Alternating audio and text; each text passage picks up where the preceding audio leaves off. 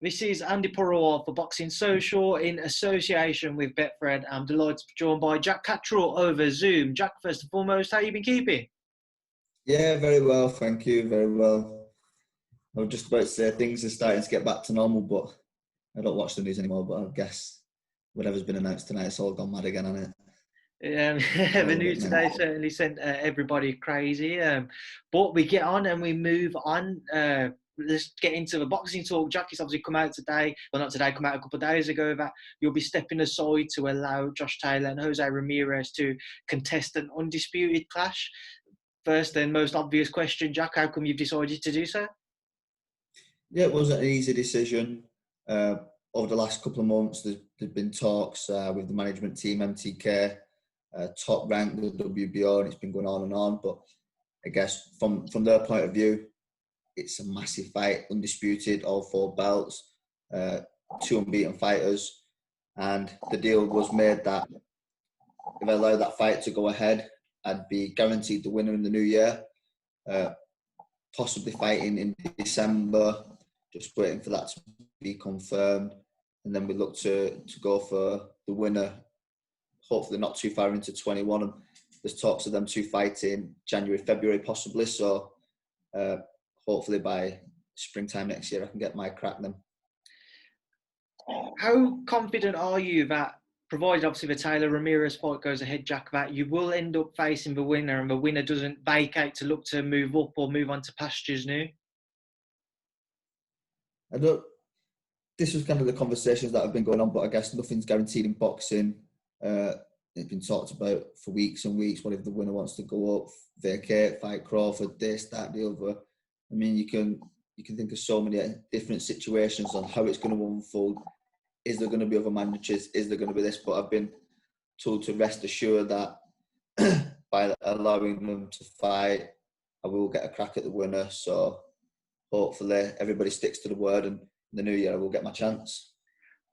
Just on the fight itself, Jack, what do you make of it when it is kind of announced, provided it does get announced? What do you make of Josh Taylor versus Jose Ramirez? I think it's a brilliant fight. I mean, obviously, the 2 top fighters in the division, all 4 belts. I'm excited to watch it as a fan. Obviously, I'll be watching it with a different interest as well. But just going off past performances, I think Taylor's probably a level above Ramirez. I mean, I've watched all the fights. We couldn't really take much from Taylor's last performance. He got him out of there relatively quick. She couldn't take a lot. Obviously, he wanted to show what he'd been working on and improving on. I guess we all wanted to see how that fight was going to go unfold, but it was done quite soon. And we watched Ramirez Postal. Been watching that fight, and if I were to put a bet on, I'd go Josh Taylor. And as a selfish point of view, I do hope Taylor wins. That would line up nicely for a big UK fight in 21. What do you feel are, if there are any in your eyes, the benefits of you stepping aside and waiting, say, another potentially 8 to 10 months until you get your own crack at the titles? Yeah, I mean, we're closing in on Christmas now. I'm pretty sure that they're going to fight January in the next couple of months, and then probably a couple of months after that I'll get the shot. But I mean, I'm only 27. I've been in the gym. I've been sparring at a high level, and I'm always learning. I'm feeling better every day. So I think there's never an ideal scenario, an ideal situation. I'm working with what I've got at the moment, which is to fight December and push on in the new year and secure these world title fights. This, I can imagine, obviously, is going to be a prolonged, frustrated period for yourself on the back of having COVID and not being able to get out, and now you're going to be waiting a bit longer till you have a date announced.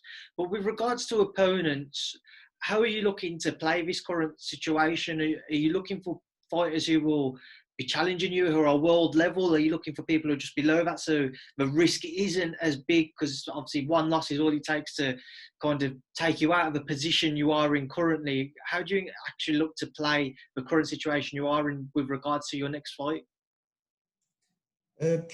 Listen, it's always a catch-22. Do you risk fighting somebody of a level where there is that chance of getting beaten and spoiling the plans for next year? But ultimately, I'll leave that down to Jamie and the management. I'll fight anybody.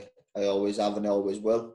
I know Bob Arum tweeted last week that he'd offer a ton of money to fight Zepeda. I mean, it's a difficult one. Do you go into these like fringe level world title fights before your world title and prove your level, or do you take a fight that's not of that caliber, possibly make a nightmare of it, and then everyone's writing you off before you go into the big fight? It's one of them. I mean, I've been training hard. I will be ready for anybody. If the Zepeda fights, if they offer the right money for that fight can happen. I'm open to fighting anybody. So, mentioning Zepeda there, his victory over Baranchik was an absolute war of a fight. Certainly one which I don't think many will forget for the years to come. Just touch on that. What were your thoughts on it? You know what? I've not watched the full fight back yet. I've seen the highlights of all the knockdowns. I've watched Zepeda in his previous fights, and obviously we've seen Branovic in the Super Series. But I mean, from the highlights, what I've seen, what a brilliant fight. I mean, them type of fights with these type of fighters, that's what gets me excited. I don't get excited for the fights. Probably a few fights I've had in the past. I mean, I've beat a lot of domestic names, and there's been fights in between there, but I've probably not been able to get up for them. But I mean, once you put somebody's name on the table, like a Zepeda, a Branovic, a Prograis, a Hooker, these are the type of fights now that I'm excited to get stuck into. So I'm about to say, do you feel that we would see the best version of yourself against somebody like a Zepeda, who is going to be an all-action fighter, coming for war, but with your own skill set, do you feel that we would see the best of yourself? Without a shadow of a doubt. I mean, I feel like a lot of the fights that I've had in the past have probably coasted through them and not got a second or third gear. But I mean, against it, I've done it in sparring, and I know trained and sparred at a high level. It's time to step out now and show people what I can really do. And I think you put me in the ring with a Josh Taylor, a Ramirez, a Zepeda, and it's really going to make me raise my game and show you what I can do. Jack, let's get your thoughts on kind of a couple of the fights before I do obviously leave you to enjoy the rest of your night. It's very late now. Luis Ritson fights this coming weekend against Miguel Vasquez. Just touch on that one for me, Jack. What do you make of it, and how do you see it playing out? I think it's a good fight for Ritson. Vasquez has had a couple of losses in the last couple of years. It's like a gatekeeper name, really. I think it's probably a good fight for Ritson. I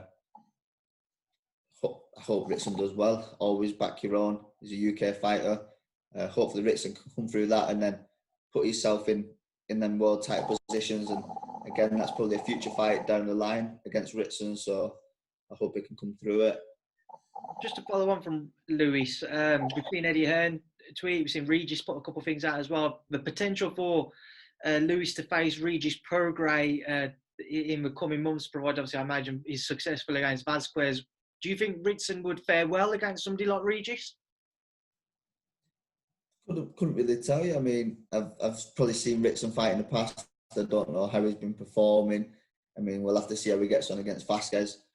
Certainly won't be a pushover fight for him. That'll really hopefully show him a test, and then we'll go from there. But really, I hope he can go on and, like I said, move towards them bigger fights. Jack, you've also got a huge undisputed lightweight title fight. Lightweight title fight coming this weekend with Vasyl Lomachenko and Teofimo Lopez. Jack, just talk to me about that one. Just give me a brief breakdown, and how do you actually see that bout playing out? Well, I can't break it down for you. What an interesting fight, though. I keep changing my mind week to week. You'll have to speak to somebody with a bit more in-depth knowledge, but I'm just excited as a fan to watch that fight. I really can't pick a winner, so I'll be on the edge of my seat watching it. Jack, I appreciate your time tonight. As I said, I know it's very late, so we'll leave you down to enjoy it. But final thing, for everybody who's obviously a follower of your career, everybody who's supported you up and down the country when you fought, what would you like to say to them as they wait to see you back in the ring? Yeah, fingers crossed. Management working on a fight for December. I'll be back in the ring, and we go for a big 21, and we fight for the world titles. And thank you for the continued support. Before I do let you go, in fact, just get your thoughts on your campmate, Mark Leach. He's going in with Kez Ashfaq on Saturday night. Mark said, and Jamie said, that they've just been waiting for the right opportunity for so long. You've seen Mark in camp. What should we be prepared to see from him on Saturday? I think it's a great fight. I mean, we know the history. Kez used to train with Nigel Travis's dad in the same gym. They've probably sparred hundreds of rounds together. And Mark's kind of been waiting for this opportunity to come round. So I really hope he does well in the fight. Again, Kez is a lovely kid. I've got a lot of time for both of them, so it'd be sad to see a loser, but ultimately somebody's got to win. So hopefully Mark can produce the goods, and this is his breakthrough fight, so he needs this to go and push on to British title fights and further. So I think the fight in itself, it'll be a real chess match. I've moved around in the ring with both of them myself, so I know what they're both like. Switch hitters, got Kez southpaw, very technical, very skillful. Again with Mark, switch hitter, all the skills in the world to match. So be a really exciting fight. Is it a hard one for you to kind of to see for yourself, knowing that a former campmate of yours and obviously a current campmate of yours stepping into the ring together? No, not at all. It's boxing, isn't it? So I think they both know that it's nothing personal. They're both on the same journey. They both want to achieve great things. So, I mean, is that the fights that's been proposed? They've both accepted it, so they both know it's on now. So, no, I'm excited for both. I mean, hopefully, whoever loses, they can rebuild, but the winner gets to push on to bigger and better fights. Jack, it's been a pleasure to catch up with you tonight. I will leave you now to enjoy the rest of your evening. Thank you for your time and thank you for speaking to Boxing Social. Top man, thank you.